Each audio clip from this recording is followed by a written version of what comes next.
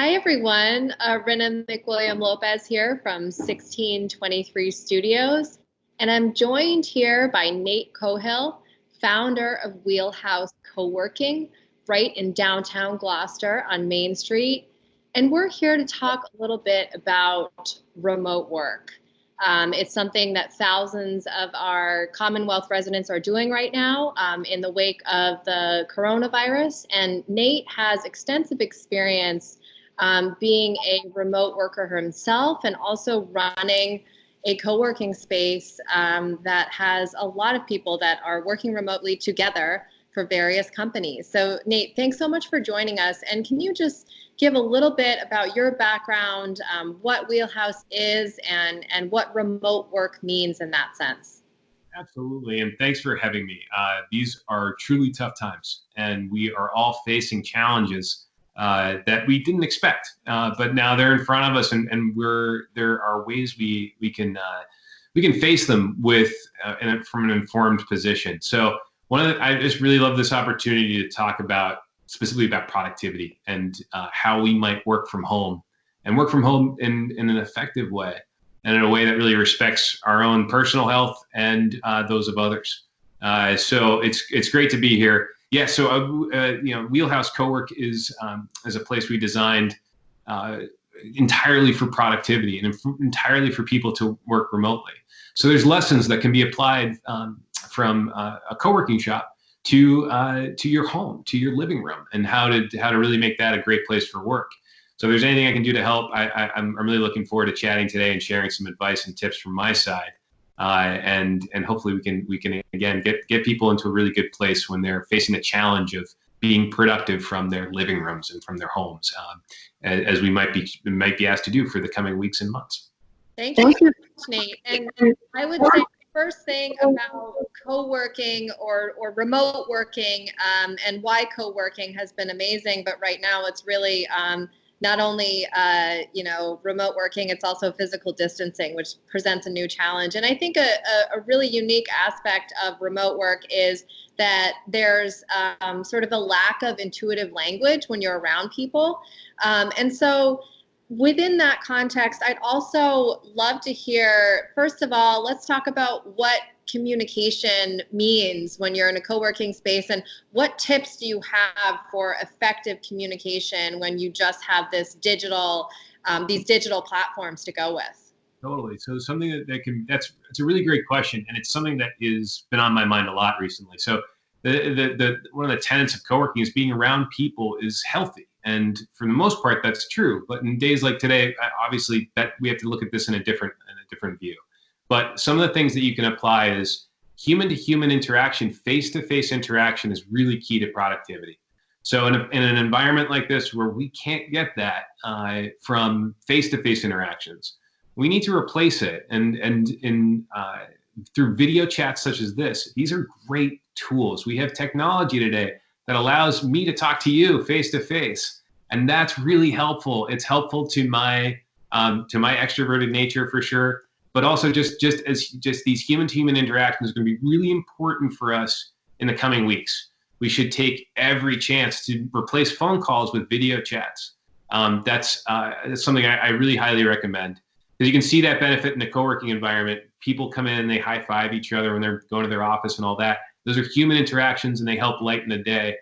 You can get a lot of that through a video chat. So I really encourage people to use those instead of just plain old voice calls. As we work through these, again, the coming weeks where we're going to be asked to stay put. Definitely. And talk to us about your experience and tips that you have for staying productive. Absolutely, yeah. So this is great. And as I was mentioning before, so like designing a co-working space, it's all about productivity. So what does that mean in this environment when we're working from the home? What can we apply? And so there's a number of things. But I want to start with your senses. Your workspace should be defined, and it should appeal to your senses. And it's tough to do when you're working from home. But you can take some simple steps so you can truly define a space. So make this an environment that is only for work, if possible. Even if it's just a corner of the room where you have a table and a chair, that's good. Just keep that space defined for work and only work. That helps your mind get around it. When I'm sitting in that chair, I'm doing work, and I'm not playing video games and doing other things. This is my space for work. So my first recommendation is that define your space as much as you possibly can. Maybe that has a door on it, maybe it doesn't. But if that space can be as isolated, that's really helpful. And then you're going to want to uh, make this an environment that you want to be in. So everyone knows who knows me knows I'm a huge coffee fan. So one thing is to have a big cup of coffee right on that desk, and it's first of all that's aromatherapy. If you got good coffee, it smells great. That's going to help you out. And it's also, having that coffee at hand, having a snack at hand in your workspace environment will keep you from getting up and going to going to the coffee machine, going to the fridge. If you can have things in that environment that keep you comfortable in it for periods of time, that'll really help you be productive. Productivity. Look, we should talk about this a lot, but productivity, the enemy of productivity is stress. And we are surrounded by stress these days. So try to own that and try to control it as much as possible. So something I'm doing for myself, I know that personally, when I check the news, I get a little stressed out when I check the news and specifically certain sources of it. So for me, this is working whereby I schedule that into my day. So scheduling is really important. If you can schedule your day as much as possible, that'll help you own when you're working and when you're not. And what I'm doing is, there's things circulating on social media channels where people have a very specific segmented schedule. So I'm assuming you're talking something like that, where it's very incremental. That's exactly what I'm talking about. Exactly. And to that end, so you should build into that schedule. Like, yes, you should be informed. So you should check the news. I check it every 2 hours. I do a chunk of work and then I breathe and I do check certain sources. I check the CDC.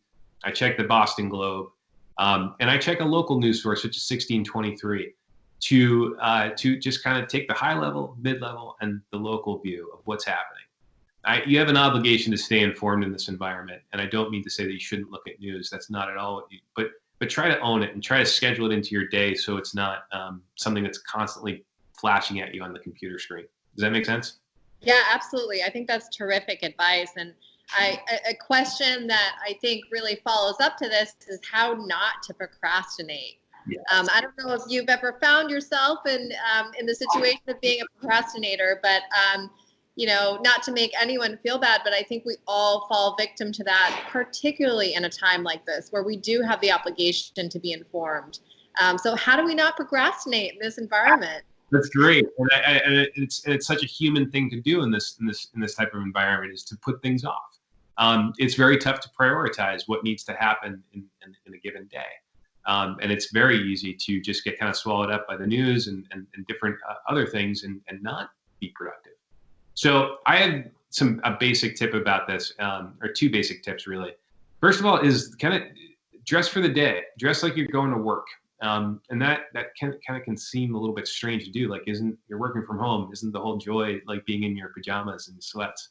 But I'd really challenge people to put on a shirt and get dressed like you would for work. That puts you in a mentality that, yeah, this is not, this is a day where I'm going to be productive and do things.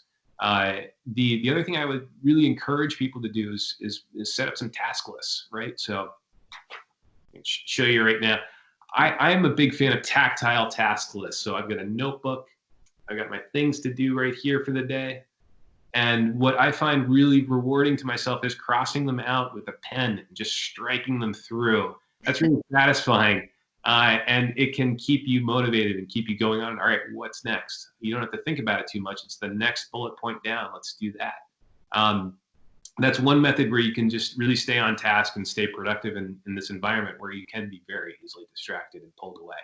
Mm-hmm. Yeah, and I was thinking, something that we both share and so many other people or so many other workers in this community share is that we have kids, right? So in thinking about how to keep regular hours and, the nuances that as well as so many others do, the challenges of schools are closed right now, how to how to do all of this, keep regular hours, and also have your kids home at the same time. Any advice, general advice on that, on just keeping regular hours, and then advice for working parents? Absolutely. So first things first, that that's where you reset your priorities, right? When family is first. In my world, I think that you really got to be considerate and be mindful that that takes priority over your work, and making sure your kids are safe and engaged. And what I would do, so lean on your partner if you have that resource available to you. Set up a schedule whereby one of you has always got a responsibility to be mindful of the kids. I would also really think about it. We were talking about scheduling, so I would really encourage people to work in play and specifically play with their kiddos into your workday. That's not something we generally have the ability to do. But when you're working from home, you should schedule breaks into your day, and those should include play. So if you've got a teenage kid, play video games with your teenager and have a little fun, and blast some aliens. And then if you've got a small kiddo like me, I'm going to go play with my toddler, and have a good time for 15 minutes. That's helpful for both, to know the kids to know that they're a priority in all this mix, and that they're a sense of normalcy for them. It's also really beneficial to the parent, to be able to that brief moment of play really does help with productivity and creativity as you're working through your workday. So I just really encourage folks to be mindful of their kids and treat them as the first priority, and work, yes, be productive, but also build in those breaks to engage with their kiddos and have fun with them. And you know what? I was joking with my family about this a little bit too. So I've got a little fat toddler, and she's great, and it's like that's the one thing I really don't want to hoard. So I want to send videos of my kiddo to my family and brighten their day with a bright, happy baby. That's something that you can really do that helps other people, is to share these moments and provide moments of levity through a video of your kiddos to your friends. That can be really helpful for the community. Yeah, that's such a great idea. That's a good reminder. I'll definitely take you up on that idea. And I'm sure many others will. And, I think we all need a little levity and a little more hope and smiles right now, although, there are many people that are in our hearts and minds that are going through significant challenges. So trying to balance all of that out. And would love to hear about, Wheelhouse Cowork.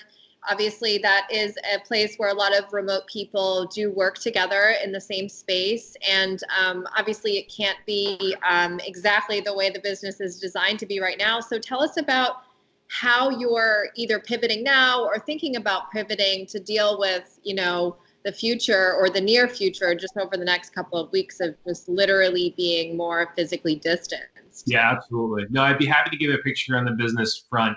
And let me just preface it by saying that, we are actually in our business is structured in a way that we are not in the worst case scenario.